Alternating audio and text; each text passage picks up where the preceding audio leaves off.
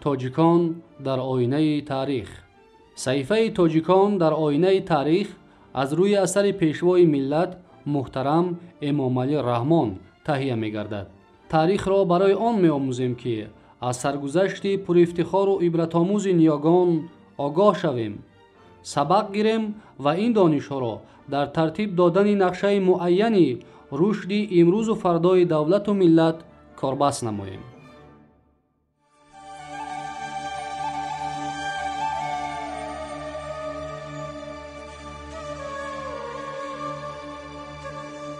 صحیفه تاجیکان در آینه تاریخ را از موضوع قنات مرد و ستون پایداری دولت ادامه می‌دهیم.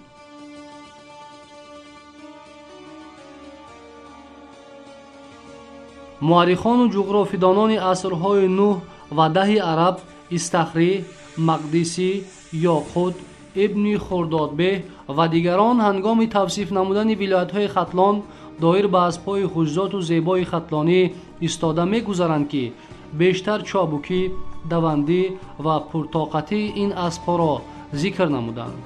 موافق روایت ابن خردادبه اسب‌های ختلانی از ذات اسب‌های آبی رویدند. او قید می‌کند که در ختلان حوض با نام ناسکول وجود داشته است که در آن اسب‌های آبی زندگی می‌کردند. هنگامی که اسب‌های گله پادشاه به این حوض برای آبنوشی می‌آمدند، این اسب‌های آبی با مادیان‌های گله پادشاه جفت شده و درآمیخته ذات اسب‌های دوند و تستک ختلانی را به میان آوردند. همین طریق شهرت اسب‌های باختری، تخاری و ختلانی توسط کشورکشایان و لشکرکشان، مورخان و سالنامه‌نویسان، واقعه‌نگاران و سیاحان، تاجران و سوداگران در کشورهای مشرق و مغرب پهن شده نسل این اسب‌های خوش‌ذات به بابل و آشور، هند و چین، یونان، روم و آذربایجان، کشورهای عرب و اندلوسیا یعنی اسپانیای کنونی راه می‌یابد. و معلوماتی خیلی جالب آن است که به بابل و آشور قدیم، ماد و یونان حتی تخم اسپیست یونچقه را از حدودهای اسپرور آسیای میانه بردند که در قلمرو این دولت‌ها با نام غذای سبز اسب شهرت پیدا کرده است. و گذشته از این سیاح خیتایی ژان سیان که سال 126 تا میلاد به تخارستان و دیگر شهرهای آسیای میانه سفر کرده بود، به قول خودش از این سرزمین ذات مخصوص اسب‌های آسمانی و تخم اسپیست یونچقه را به چین برده است. یونانیان قدیم باشند اسپیست را علف خودروی اسب‌های سکایی‌های باختر می‌شمردند و دوندی و چابوکی اسب‌ها را از اثر این غذا می‌پنداشتند. حتی بعضی راویان و مورخان تخمین می‌زنند که نسل بوتسیفل نام اسب دوست داشته اسکندر مقدونی از ذات اسب‌های باختری بوده توسط سوداگران به یونان زمین افتاده است. پدر اسکندر فیلیپ این اسب سمن را با 13 تالنت تقریباً 340 کیلوگرم نقره از اسپرور فسلی فیلانیکوس خریده بود.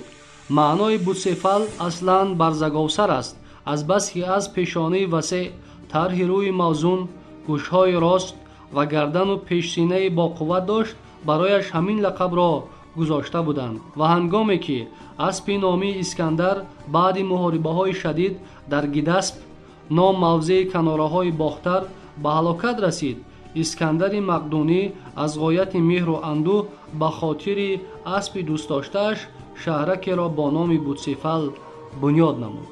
دیرتر هنگام لشکرکشی‌های اسکندر اسب‌های خوش‌ذات باختری جای بوتسیفل را عوض نمودند که ده‌ها سیس و اسبانان یونانی و باختری به پرورش و نگاه‌وبینی آنها مشغول بودند. اسکندر مقدونی بعد لشکرکشی‌ها به کناره‌های سوخت و سرزمین سکایی‌ها شماره اسبان دوست داشته خود را از حساب اسب‌های ریزه‌جثه و تستک سغدیان و سکایی‌های اسب‌پرور افزون نمود. این لشکرکشی اسب دوست و اسب‌شناس وابسته به لحظه‌های جنگ و رزم، تنتنه و مراسم‌های دولتداری، شکار و لحظه‌های صیدگیری اسب‌های خود را عوض می‌کرده است. ناگفته نماند که اسکندر از حساب سپاهیان باختری و سغدی دسته توانای جنگاوران سواره را تأسیس داده سروری آنها را به لشکرکشان باختری واگذاشته بود. مورخان یونانی کوینت کورتسی آریان از سلاح‌های مکمل جنگی باختری‌ها و زیره‌های فلزی آنها خبر می‌دهد. آنها به سر کلاهخود داشتند. همچنین سپرهای گوناگون حجم و گوناگون شکل را برای محافظت خود استفاده می‌کردند. به قول گرادوت از پای مسگدها به وسیله برگستوان محافظت کرده می‌شدند. از احتمال دور نیست که عموماً آسیای میانه جای تولید افزار محافظه اسب برگستوان باشد. این اختراع مهم جنگی به طرف غرب به حدودهای هخامنشی، به طرف جنوب به هندوستان، به طرف شرق به خیتای پهن گردید. در آسیای میانه دوچرخه‌های جنگی هم موجود بودند.